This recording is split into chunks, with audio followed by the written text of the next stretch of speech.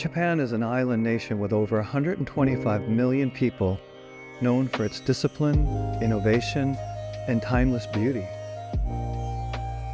As a missionary and a visual artist, I believe that beauty is one of the love languages of Japan, enabling dialogue and a platform for the gospel as it points to God as the one who created all beauty. From the snow-capped peaks of Mount Fuji to the tranquil temples of Kyoto, every corner of Japan holds a story, a history. Yet, in the midst of all its progress, Japan remains a place where ancient traditions still guide the heart of the people. Japan is the second biggest unreached people group in the world, and yet at the same time, we have complete religious freedom here. When you look at the evangelical church in Japan, you end up with 0.5% Christian. The sad news is that that's actually on a slow decline. So church planting is a big thing. There's a real need here for church planting. The challenge of church planting in Japan is that things tend to move a lot slower compared to other nations. And actually, in Japan, there's many churches that are closing down because of their age, and people are literally dying and the churches are closing. When it comes to training, one main challenge we face is that we don't have many Christian authors or writers. One of the reasons is that within such a small Christian community, they might have fear of rejection or judgment, because Japanese culture is quite different from Western culture. There are many nuances that we need to keep in mind during translation and contextualization. I just see how wonderful it would be that Japanese writers would be able to freely write what gospel means in our Japanese context, in our own language. So that's my dream. Most people in Japan are actually ignorant of Christianity, and so Christianity is lumped into this bigger group called religion. People think that religions are dangerous, and also that religions start a lot of war, and because Christianity is a religion, they must be a part of that negative influence in the world.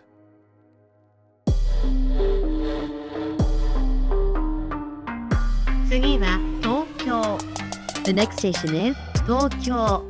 In Japan, we have this saying, from anywhere other than Tokyo, when they come to Tokyo, they go up to the city, which means everybody comes to Tokyo with the hope that they can be successful, they can reach the dream that they always dreamed of. Now, talking about Tokyo, the capital of Japan, a glorious megacity where the future meets tradition. It's a city of contrasts where towering skyscrapers cast shadows over centuries-old temples. Tokyo is a city of over 14 million people, and it moves at a relentless pace.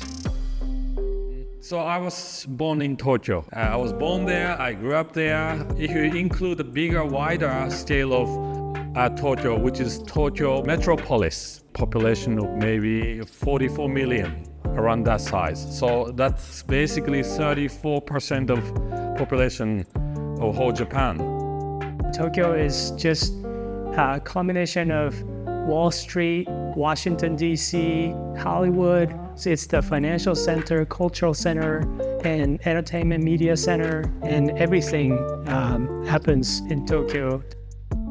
Yet beneath the surface, Tokyo, like many global cities, carries its share of loneliness and brokenness. In a culture that values perfection and honor, the fast pace can blur the lines between success and emptiness, with crowded streets full of people who still feel unseen. Work is their idol.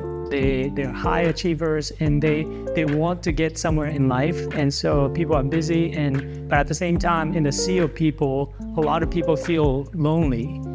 There's so many people around, but not many meaningful, deep connection and friendships. That's where the good news of the gospel comes in. We're accepted just as we are before God because of the death and resurrection of Jesus. City to City Japan has been working with a vision to see a gospel-centered movement that would engage the culture, and sweep across every fabric of society with the love and hope of the gospel. So City to City Japan has created these hub meetings to talk about this issue of how do we work together in the city to meet the various needs that we see all around us.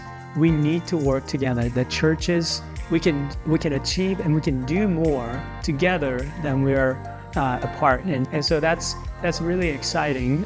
So I'm really grateful for the work of City to City Japan. In a typical intensive in Japan, we have the Presbyterians sit on one side of the room, we have the Charismatics sit on the other side of the room, and they're not even quite sure whether they're allowed to talk to each other. But at the end of the 2 weeks, they're swapping business cards, they are giving each other hugs, they've built relationships that are going to last. So this naturally is leading to really thinking of bigger, wider scale. So as a hub city leader, I think environment which we're trying to build, we now actually starting to see people opening up. A lot of Japanese people struggle with the failure or shame. But if gospel is truly working, they can overcome their shame and failure. At the same time, I think because of the gospel, we can be humble, have a humility to respect other ideas and creativity. I believe gospel is the key in every level of working with the culture and these young generations. We really do want more local workers to be involved in church planting. People that have said, I want to do church planting, I'm open and interested in that. It's been more on the missionary side. I would say that is a big challenge and something we continue to pray for. One of the ways that we are tackling a shortage of Japanese church planters is by introducing what we call an internship program, allowing space for young Japanese men who are in churches to explore their call, to come alongside one of our trained church planters and allow him 1, 2, 3, 4 years to work alongside that church planter. インターンシップを通して僕はすごく感じるのは刺激と喜びです。さまざまな開拓者と会いながらいろんな議論をする中で、交わりをする中で何よりも将来への希望がすごく湧いてくる。